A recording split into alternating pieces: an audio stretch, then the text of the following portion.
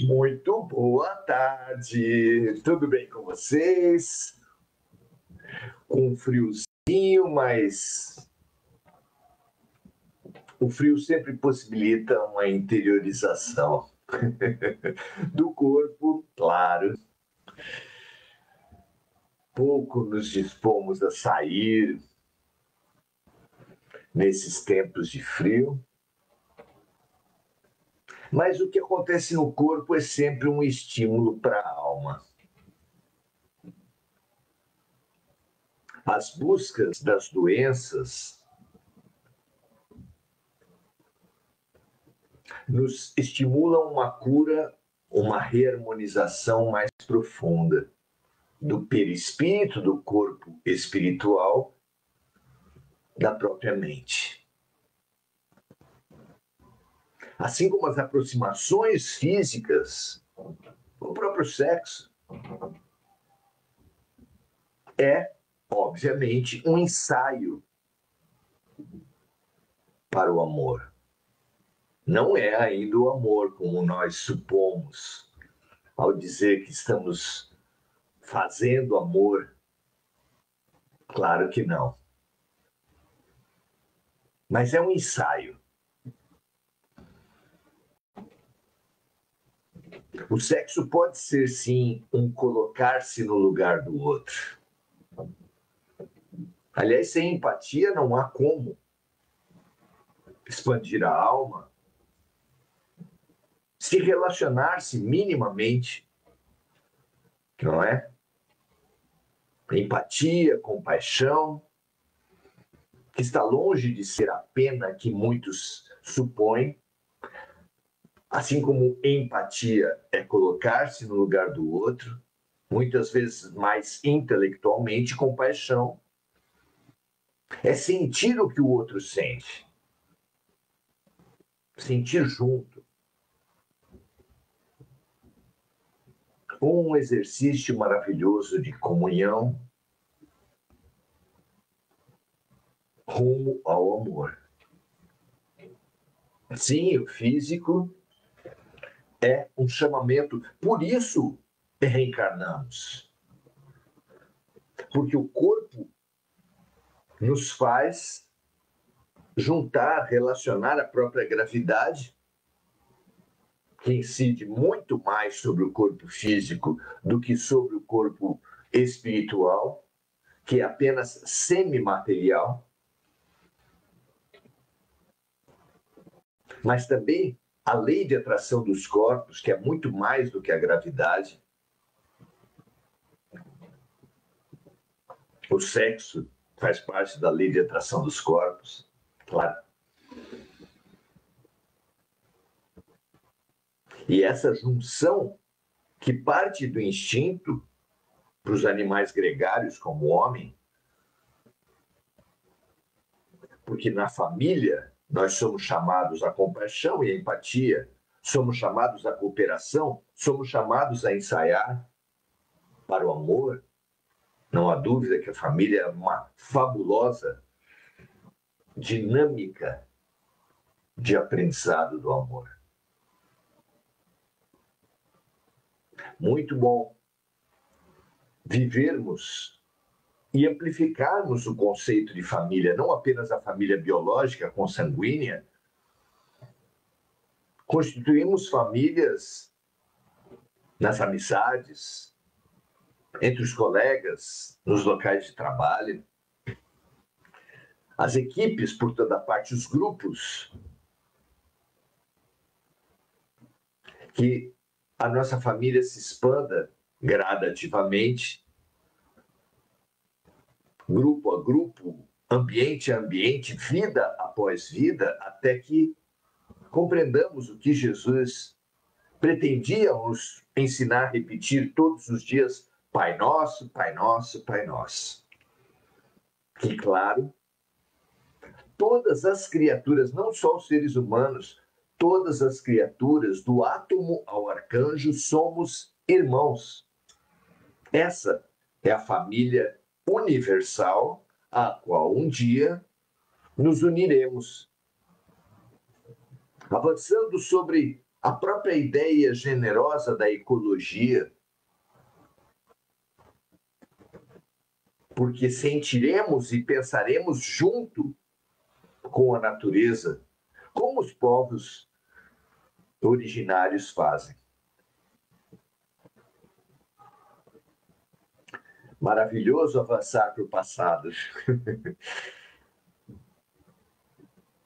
Nós que nos fizemos com as cabeças inchadas,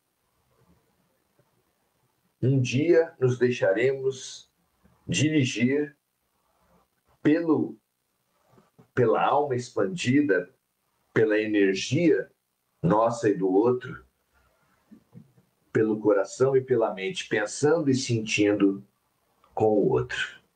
Maravilhoso. Estamos a caminho, sem prazo para chegar. Mas quem está a caminho, mesmo numa longa caminhada, pode se sentir feliz, especialmente se tiver consciência que tantas vezes caminhamos para o lado, caminhamos para trás. Dar um passo que seja, mesmo que o objetivo seja distante, mas agora no sentido certo, é acalentador.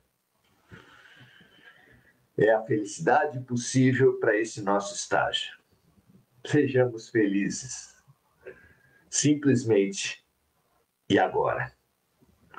Muito bem, vamos hoje continuar na leitura de um fabuloso exercício que veio para nós como um presente do alto. Um reestudo, uma releitura de O Pequeno Príncipe. À luz do Evangelho de Jesus Cristo. Que ótimo fazer essa releitura. Um livro muito rico, muito cheio de simbolismos, que nós não temos a menor pretensão de esgotar com o nosso livro, mas ao contrário de, em vez de um ponto de chegada, ser um ponto de partida, um estímulo às suas próprias reflexões. Vamos aqui ler hoje e comentar o capítulo 18. O capítulo 18 do nosso livro Entre o Pequeno Príncipe e o Grande Príncipe parte do capítulo 18 do próprio O Pequeno Príncipe,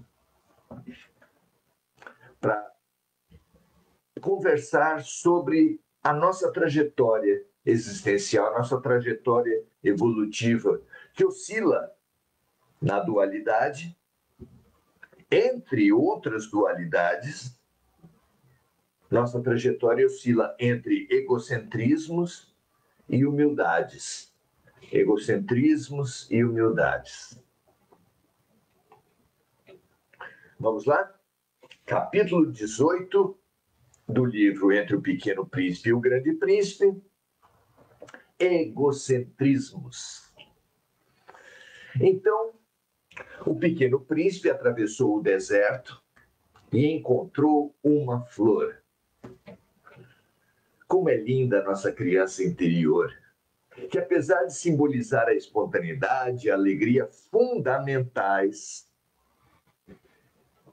somente aqueles que forem como crianças entrarão no reino dos céus, disse Jesus, deixa vir a mim as criancinhas, mostrando que o caminho para alcançarmos Jesus, o caminho para nos aproximarmos do Mestre, é sermos criança novamente.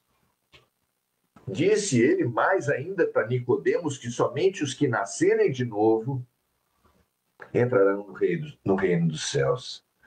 Precisamos renascer, precisamos nos recriançar. Que esse estímulo seja ouvido por nossas almas, para nos fazermos leves, alegres, curiosos, disponíveis à confiança, disponíveis ao aprendizado, disponíveis a amar cada vez mais. Então o Pequeno Príncipe atravessou o deserto e encontrou uma flor.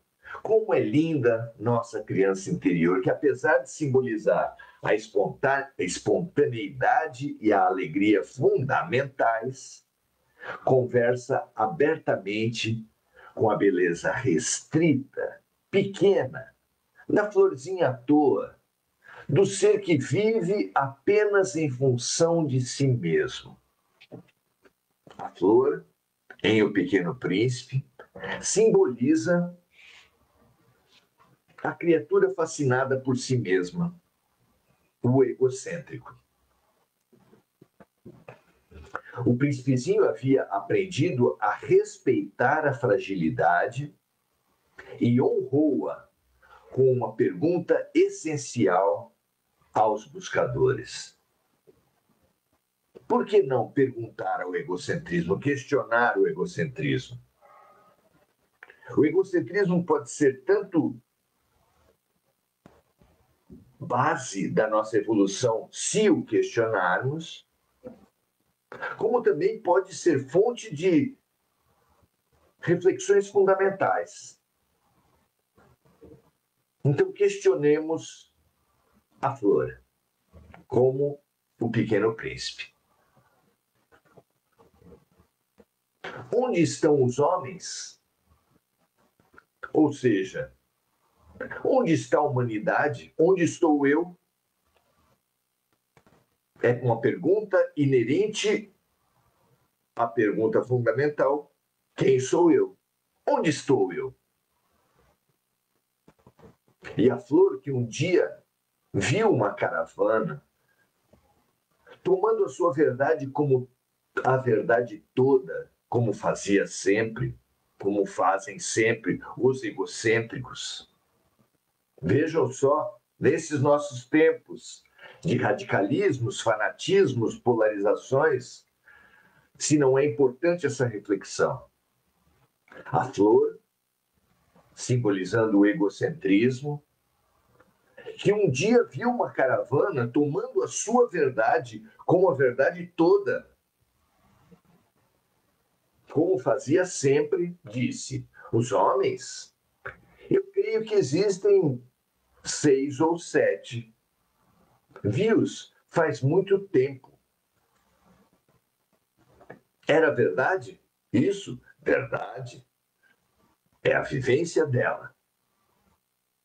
Algum problema em a pessoa referenciar-se no que ela viveu? Nenhum.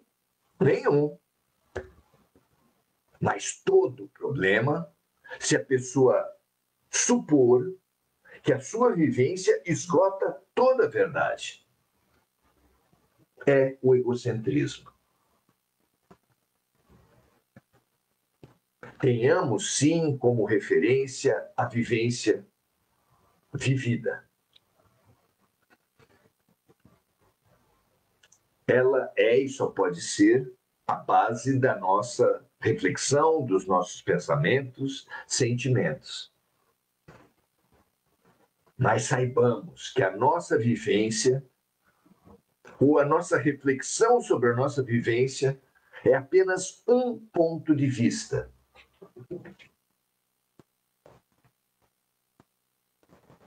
Naquela história dos 4 cegos, tão saborosa,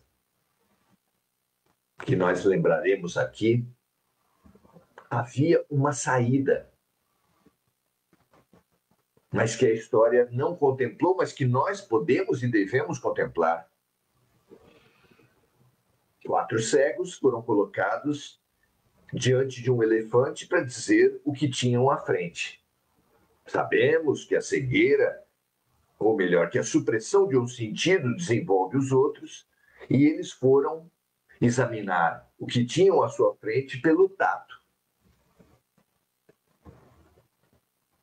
Um tateou a pata e disse: é uma árvore. O outro tateou a barriga e falou: é uma parede. O outro tateou a orelha e falou: é uma cortina.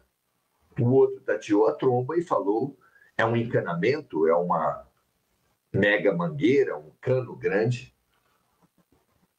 Estavam errados eles? Claro que não, eles estavam falando da sua vivência, mas não deviam ter falado e sim parece. Porque falando parece, relativizando o nosso ponto de vista, nós nos abrimos aos outros. O cego que relativizasse o ponto de vista nessa história daria passos para a direita, para a esquerda, sempre tateando, e ia descobrir a parede, a cortina, o encanamento. Mais que isso, tateando, ele talvez suspeitasse da verdade. É um elefante. Esse é o exercício da vida. Partir, sim, do ponto de vista da vivência trazida pelo dia a dia, pelo agora, mas com humildade, que nos leva a buscar o ponto de vista alheio, a expandir a nossa mente e a nos aproximarmos da verdade. Não é lindo isso? Que assim seja. A Flor supôs que havia 6 ou 7 porque foi a vivência dela. Não haveria problema nenhum. Mas ao centrar-se, ao fechar-se nessa crença, todos nós, ao fecharmos-nos e centrarmos-nos nessa crença,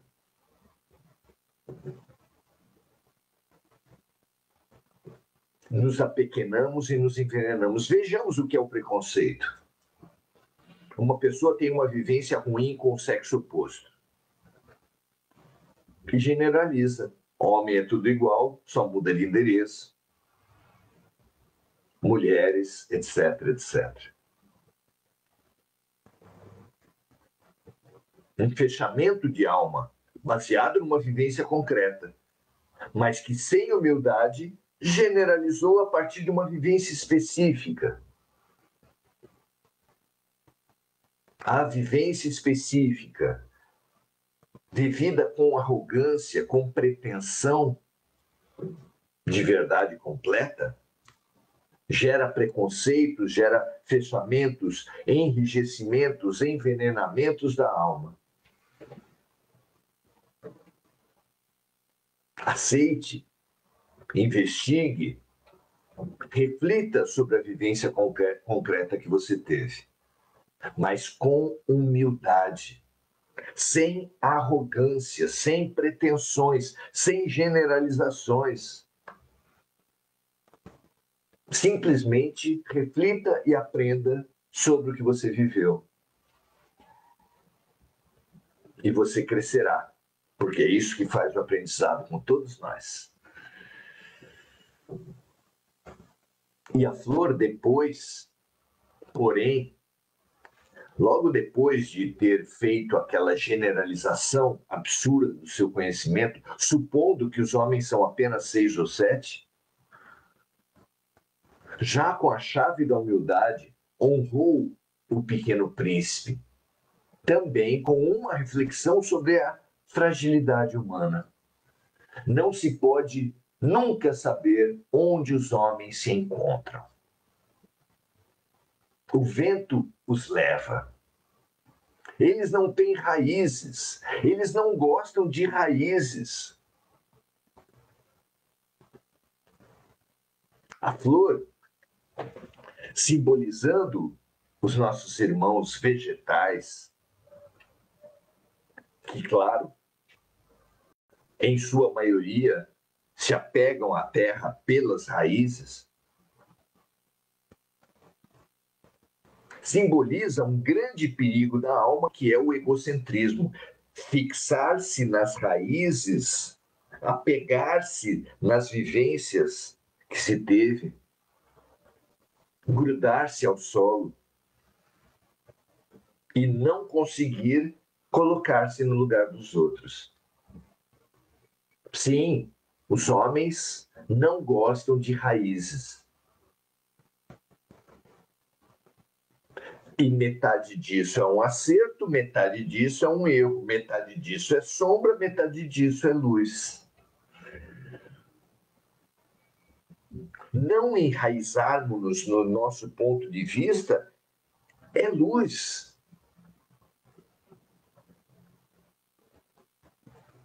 Ou, dito de outra forma, enraizarmos-nos, apegarmos-nos ao nosso ponto de vista é a nossa sombra.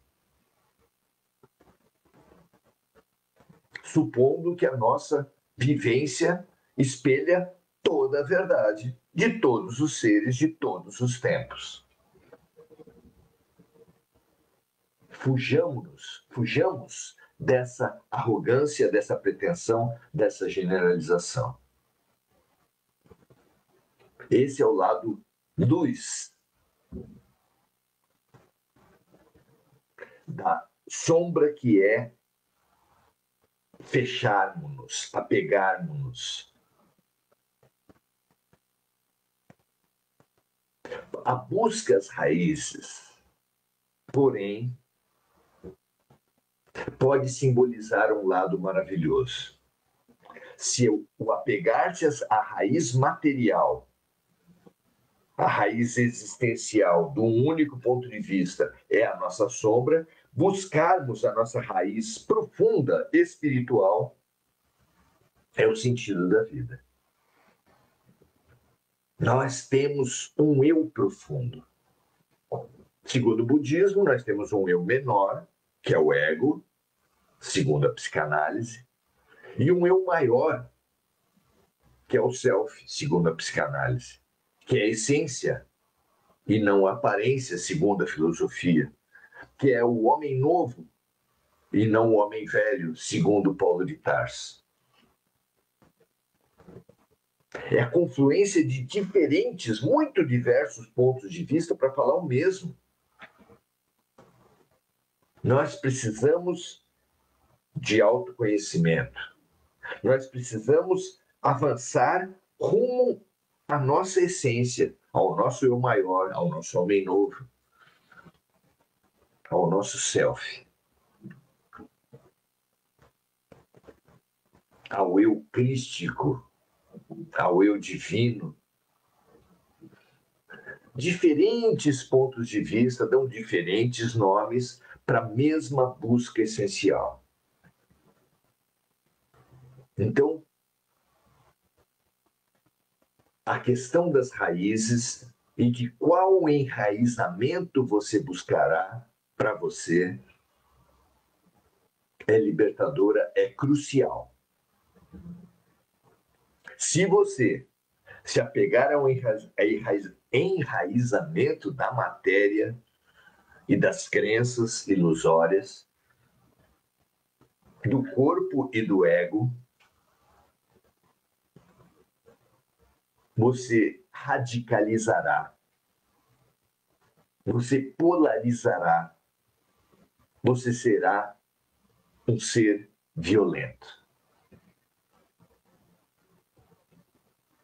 Se você, porém, buscar o enraizamento do ser, a essência do ser, você se pacificará, porque a busca de amar a Deus sobre todas as coisas se dá através de amar o próximo como a si mesmo. É descobrindo o Deus no outro e o Deus em nós que nós descobriremos o Deus em tudo.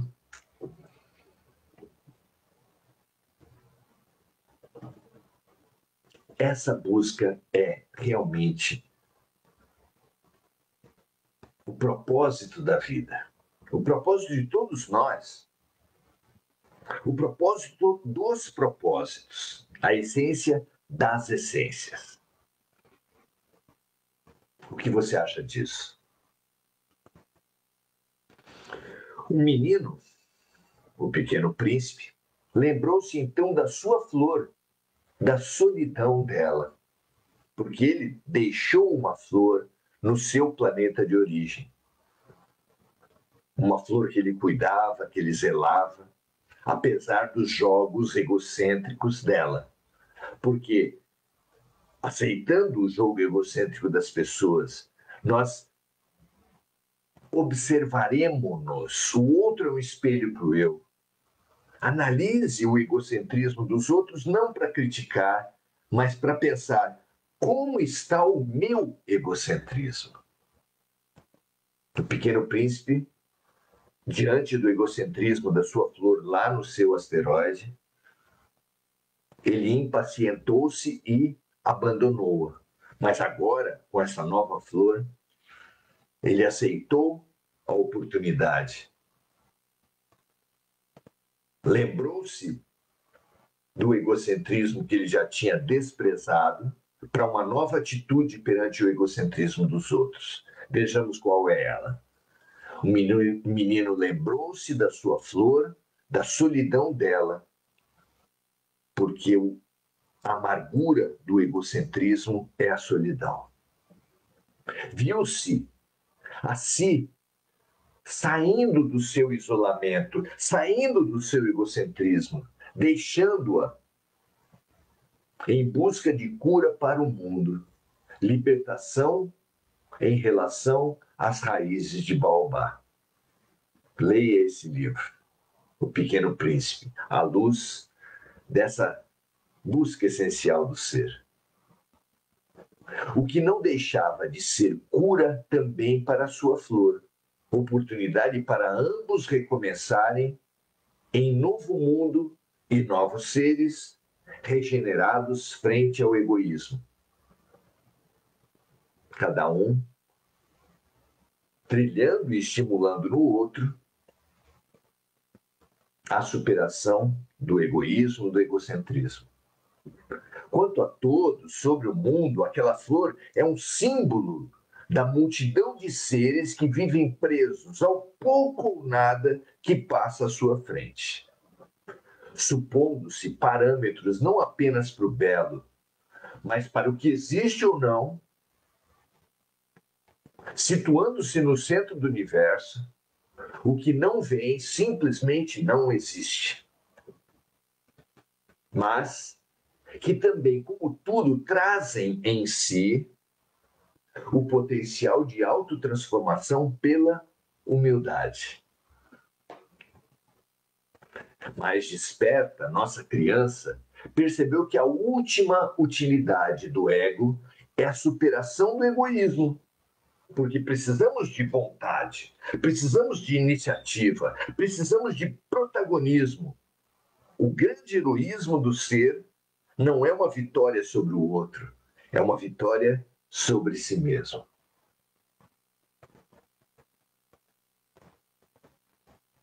Então, a nossa criança percebeu que a última utilidade do ego é a superação do egoísmo, aceitou a reflexão e fez o que se deve fazer diante do espelho. Não se irritou, não atacou, não abandonou, simplesmente admitiu, admirou-se e buscou a sua melhoria. É para isso que temos espelho, é para isso que temos o outro nas nossas vidas. Em sua filosofia, a flor ainda não suspeitava das coisas essenciais, invisíveis aos olhos, que há entre o céu e a terra, como diriam a raposa e Shakespeare. Nunca pensou que se nossos olhos são maus, tudo à nossa volta será mal, como disse Jesus, mas também estava a caminho. Todos nós, inevitavelmente. Quanto ao Pequeno Príncipe, este viu na flor isolada e nele mesmo, no deserto, a realidade concreta da solidão.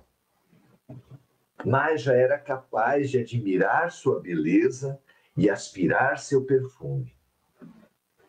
Aprendeu que o egocentrismo produz o isolamento, afastando plantas, animais, pessoas, enchendo mundos e mentes de vazios. Nessa terrível desertificação.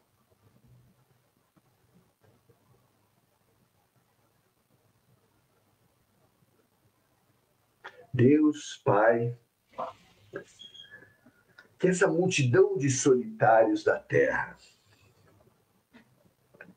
que obviamente inclui cada um de nós.